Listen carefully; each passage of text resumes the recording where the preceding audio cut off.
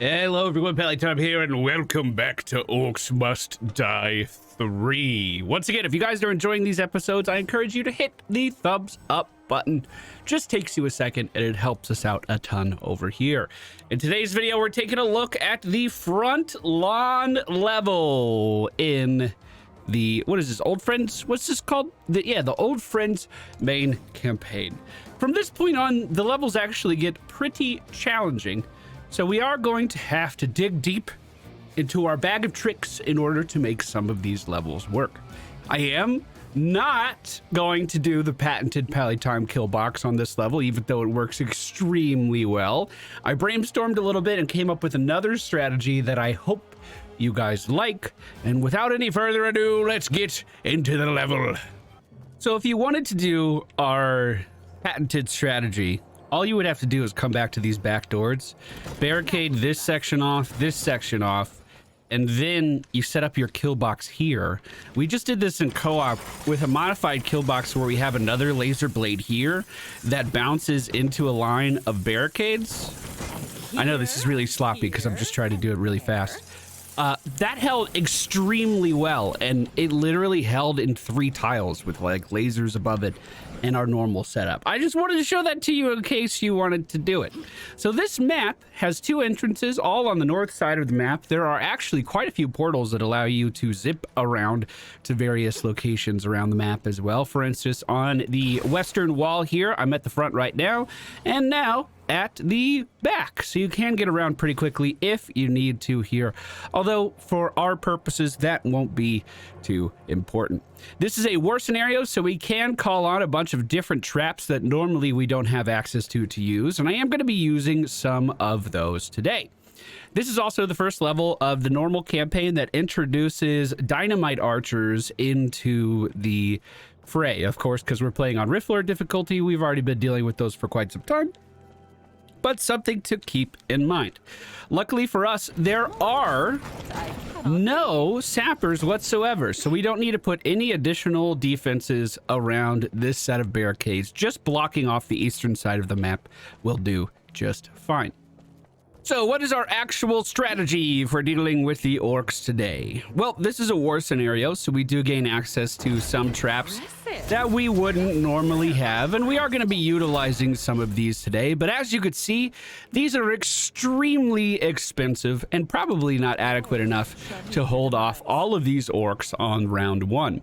We're going to use a new trap, I guess you can call it that. This is called the War Tower, and I think what you're supposed to do with this is put archers up here so they can shoot, you know, anything in sight, and they're somewhat protected up here. But the dynamite archers, if they're walking along and get in range of your archers, they'll simply shoot at them and kill them. So we're not going to use it for that. Instead, we're basically going to make our own kill boxes inside of these open areas.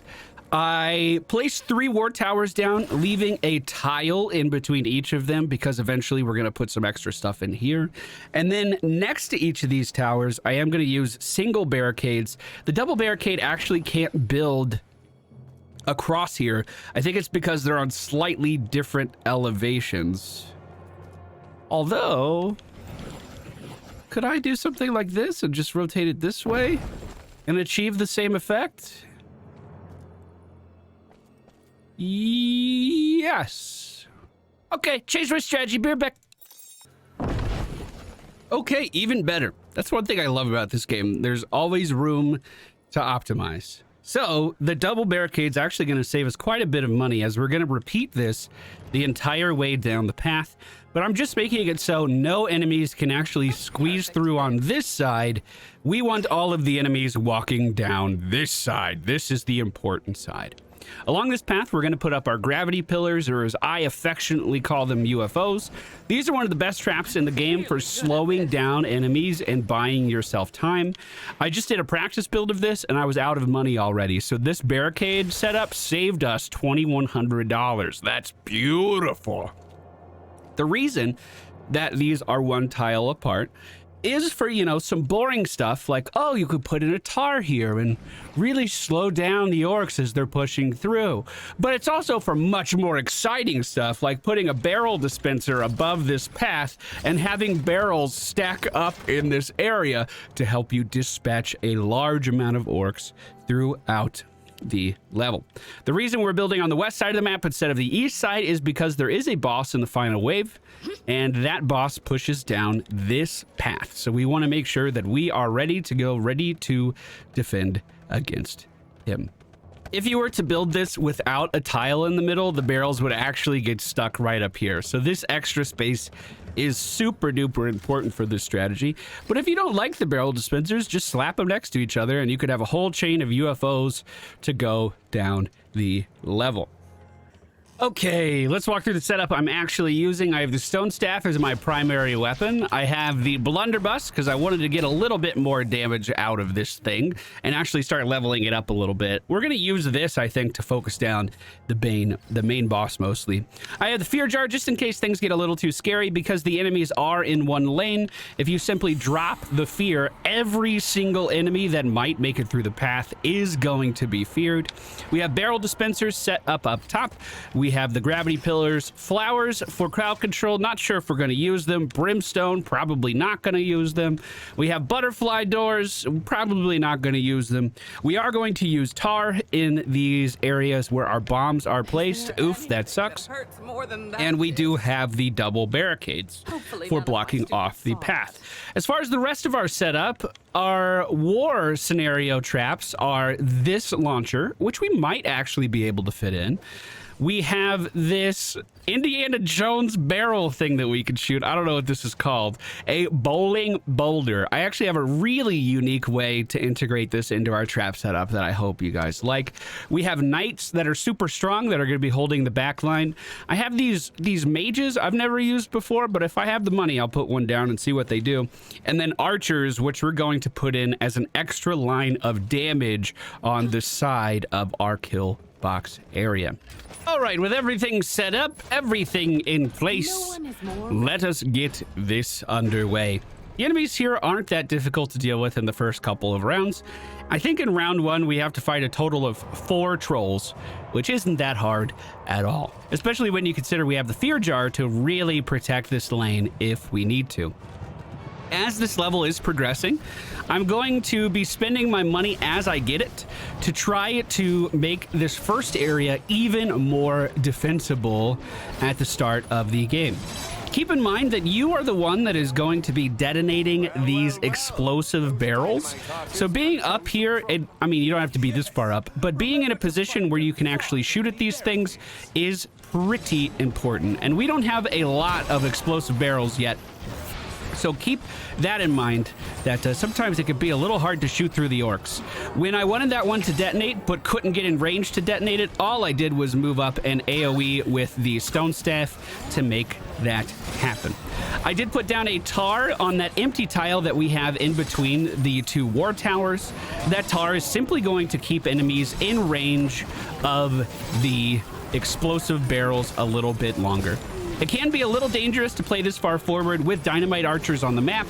So if you pay attention to your mini-map at the top right, you can always tell when dynamite archers are present just by looking for the yellow circles that appear. Kobolds and dynamite archers, or excuse me, kobold sappers and dynamite archers have the same icon, but there's no sappers on this map. So if you see a yellow circle, it's dynamite archer. We're also going to put a flower immediately next to our tar. I tried some strategies where I put one over here in the corner and it didn't quite work out for me. So we're going to place those a little bit closer. Also, as we get more money, we can put in more barrel dispensers on the path above us.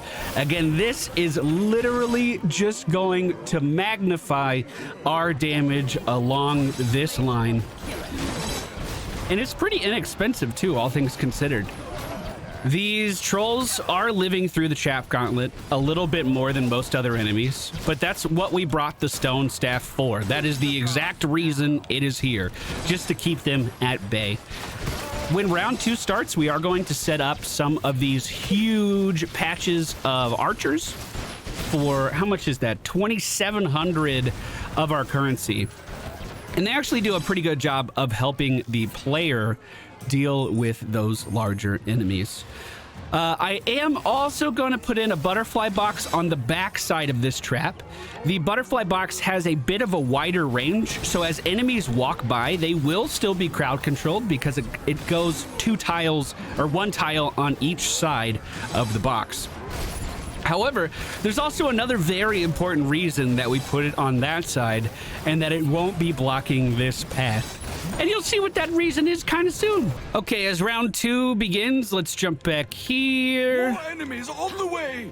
And set up our archer line on this back patio, this back balcony that stretches out on the side. If you put these guys too close, they will be shot at by dynamite archers, which can be a bit of a problem. But as you can see, their range is just absurd. They could shoot at people almost where those ogres moving up are right now. It's insane how far they could shoot. As we get more money, we're just going to be mirroring these 3 traps that we set up further down the path to reinforce what we already have. As these ogres step in, there are no dynamite archers yet in this round. We know that because we looked at the mini-map, and we could simply try to finish them off manually with the stone staff and our shotgun to finish them off. Also, I think, small tip with the shotgun, I haven't used it a lot, but you could fire 4 shots and then you have to reload 3, 4. If you swap weapons, I believe the reload still happens. So you could shoot, you could freeze with stone staff, shoot 4 times, swap back to stone staff and freeze again, and then go back to shooting. Hey, that's a hot tip. That's a good one. Enemies are starting to group up here, so we're going to repeat our traps. Butterfly box there. Let me freeze this guy, and a flower next to that. Perfect. Again, if we ever get too scared, all we have to do is fear right here, and every single enemy that would be pushing forward will be sent backwards into these boom barrels that we then can explode. Much easier than I That's a great tip for if you are ever out of mana. You can buy yourself a ton of time with just the fear jar. Kind of wish the archers were focusing enemies that were a little bit closer to them, but again, we can hold these guys for quite some time here. And the UFOs do physical damage to ogres, even though they can't pick the ogres up. So they are helping out a little bit. I'm going to have to run these guys down the lane, unfortunately. Let's see if I can get off a shot on these boom barrels before I go. With our staff, we should be totally fine. Totally fine. Nothing to worry about. Looks like maybe 5 ogres are pushing through right now. Easily dealt with, my dudes. I would call that a minor nuisance. And we're going to continue to build the trap line out one more time, so that'll help catch some of these guys. In fact, we can start building that right now. Remember to leave yourself a tile. Barricades are the second most important thing other than the trap itself, so we'll put those down. Then boom barrels. UFOs when we have the money, which we should be getting a decent amount soon, actually, because the round's almost over. UFOs the whole way down. And again, we would do tar, flower, butterfly box there. I'm going to die real fast. Now that the 4 towers are set up, that's as far back as I'm going to be extending our kill box. We're going to start to set up some other things in this area that will assist this kill box and help it hold. One thing I want to start bringing to your attention is it's pretty important that you have enough money for at least 1 barricade in round 5. I'm just going to plant that seed now, so you're starting to think about it. Okay, while they're pushing in, I'm going to put up 1 more tower here in the back. Doesn't matter how you orient it, as long as you have a block here that lines up with the path. And I'll be able to show you why in 100 gold. I'm also going to fear here just to make sure all these little dudes stay in the lane. So we're putting in one of those Boulder devices now that will roll all the way down the lane, dealing damage to every orc that crosses its path. This is why we didn't put butterfly boxes on the edge here, because those butterfly boxes would actually interfere with the bounce of the boulder. This is not only adding more damage into the lane, it's adding more crowd control as well, because it knocks over most enemies that get crossed in the path. It is so cool to watch that travel down there. Also, this has an extremely short cooldown. I don't know how short of a cooldown. I'm gonna sit here and watch this one. Yeah, it looks like almost as the other ball fades, we're able to send another one down the path. That is super duper good, and a trap that we can only use inside of this war scenario. In round 3, we're also getting a lot of these earth elementals that are starting to push in. Remember, these guys start as big enemies, and every time they die, they shatter into a smaller enemy that moves faster. But we have so many defenses set in place to deal with this exact thing that we should be totally fine.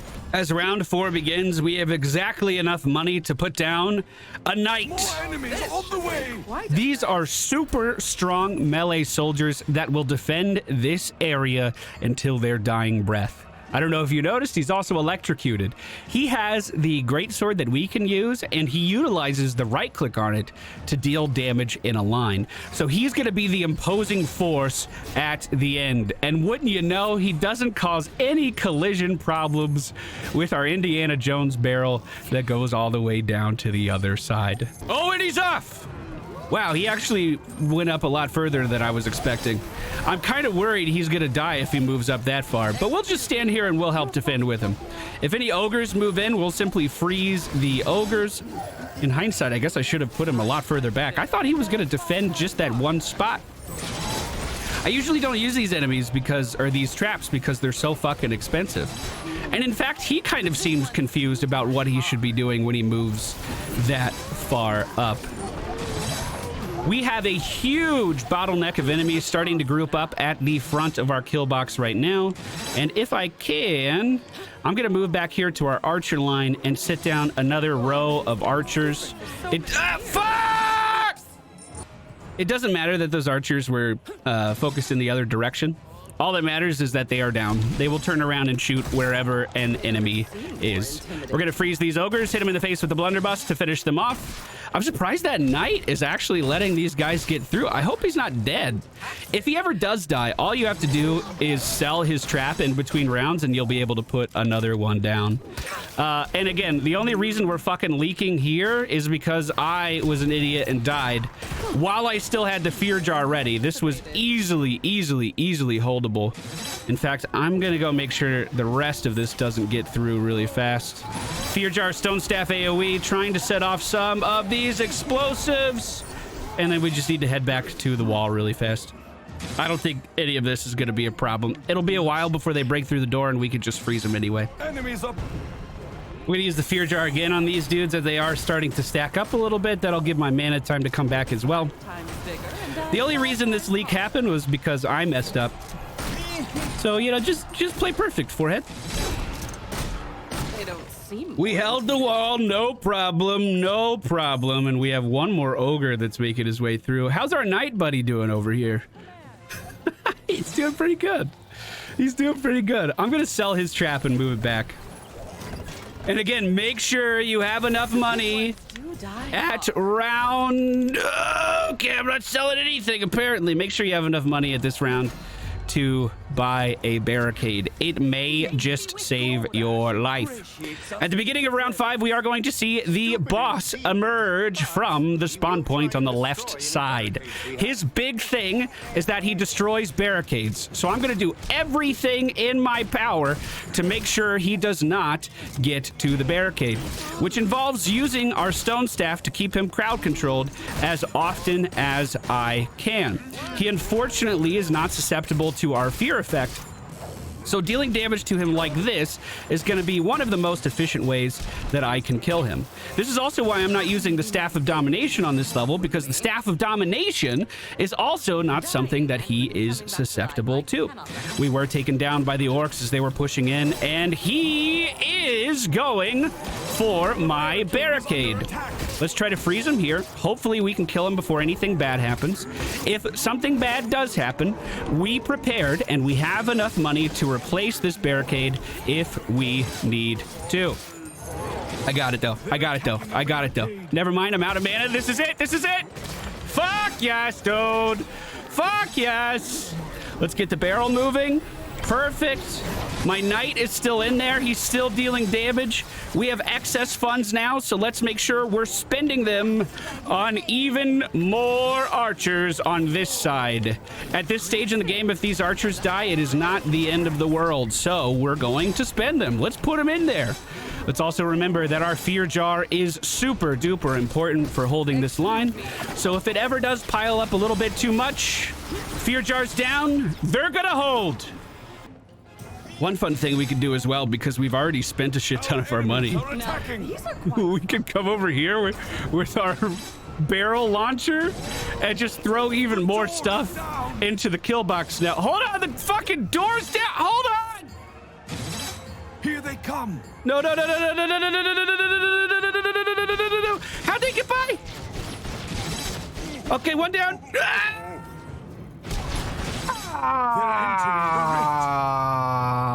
Damn it. Damn it.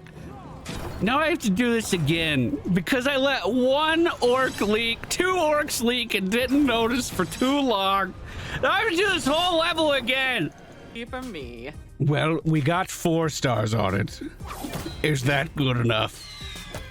Can we just go home with 4 stars? At least I can show you that par time on this level is basically inconsequential. It's a 25-minute par, which is super duper forgiving. We got a score of 662,000 here as well. You know what? I'm going to go with an alternative strategy here that uses my kill box that some of you find boring. Round 1, this is our setup. We have tar, floor scorchers, dart traps augmented with ice, lasers, barrel dispensers, buzzsaw launchers, flowers, butterfly boxes, and barricades. We made this one zigzag here with the barricades and barricaded this back wall as well. Because par time is completely inconsequential on this level, it is not a big deal that all of the enemies walk the entire path, and it's also not a big deal that they break down both of the doors because we're funneling them in no problem. There's no sappers, so you don't really need the brimstone. The most important thing is you just play far enough back that the archers don't shoot at you, the dynamite archers, and we don't crowd control anything with the Staff of Domination when the dynamite archers are next to our kill box. And all I have to do is shoot in this one tile for the majority of the round, and that's going to be mostly all we need. If they do start to break through on the left, we just shimmy over a little bit. Eventually, the damage in the kill box is going to be so far and above and beyond what we actually need that this will hold surprisingly well. We have a little break in the action here, so I'm going to add in a new trap that you guys haven't seen. These are floor scorchers. When the enemies hit this trap gauntlet, they're going to be burned each step of the way as these vents open up. Just like that. It's beautiful. Those things do have a cooldown, but they happen pretty often. We're also going to add in these dart freezers along this back line as well. I don't have sprayers, but adding multiples of these in will help keep people in the kill box even longer. And then I'm going to add flowers to the ceiling 1 row back as well. You never want to put flowers right next to these laser traps because the flowers never go into the kill box. And in fact, these might not work. I might actually be selling these. We're going to finish this off with another floor scorcher on this side. Eventually, I'm going to put in floor scorchers on this side as well, shooting into the kill box. So we should have a lot of fire spreading in there. We're on round 2. And I've already beaten my score for the previous level. Damn. Who's the boss? As this round comes to a close, whenever you're ready to die, who's still alive in there? Oh, I see you. Sell these and sell the front barricade because it got damaged a little bit. We're going to replace that. Add in floor scorchers pointing in. A floor scorcher on the wall with that upgrade that I have pointing in. And tar to fill that gap. This is going to be a butterfly box as soon as I can afford it. We'll probably put 2 here just to keep them in this area. And we might even put in another line of lasers right here as well. Boom barrels on the wall behind us lead into the kill box. So if you shoot one of these, they all blow up, killing everything inside. Let's also put a floor scorcher on this wall facing in. You know, that's one thing about these scorchers. There's not a lot of wall traps that could do damage along the wall that they're placed on. It's usually like across to something else. That's a pretty good trap for that spot. I added in the lasers, floor scorchers on the walls over there. This might not be a bad idea to add maybe 1 freeze trap in this corner. We can also put freezes in the middle here as well. As enemies are walking up, they'll be frozen. I'm kind of running out of things to spend my money on. Butterfly box there maybe, just in case anyone makes it outside. But this is looking pretty tightly packed. Pretty confident in that. Also, for anyone keeping track, I've almost quadrupled my score from our previous round. Okay, so that last ogre is making his way in. This is round 5, and we know what that means. That big old guy's gonna be spawning on the left side. I don't have my stone staff this time, though. But I do have the Staff of Domination, which does much higher DPS if you can get headshots, just because of how fast the weapon actually shoots. We can also just control all of his friends here to hopefully have him stop and fight them. If he gets to my barricade line, I'm in big trouble. However, I don't think he's going to be getting there. It's weird that you have to aim so high above their heads to get headshots sometimes, dude. Like, if you actually hit him in the mouth, it doesn't seem like that counts as a headshot. Anyway, even if these enemies got by, nothing's been making it through the kill box at all. I have 10 fucking grand to spend, and no reason to spend it.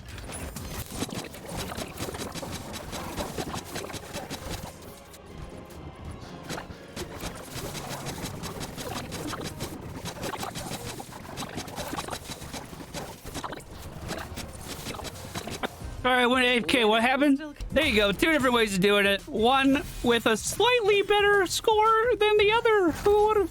Who could have seen that coming? Let's go ahead and check our global rankings here. Ooh, 10 million, goodness me. We're not even close to that. But 176 on the global leaderboard. That's not that, 10 million, huh? 10 million. We would have gotten higher multipliers if I was actually shooting at stuff. But it wouldn't have been 7 million more multipliers. Thank you guys so much for watching. Hope you enjoyed today's video. If you did, please be sure to hit the thumbs up button on your way out. Next level we're taking a look at is the coastal highways, and I hope to see you there. Goodbye.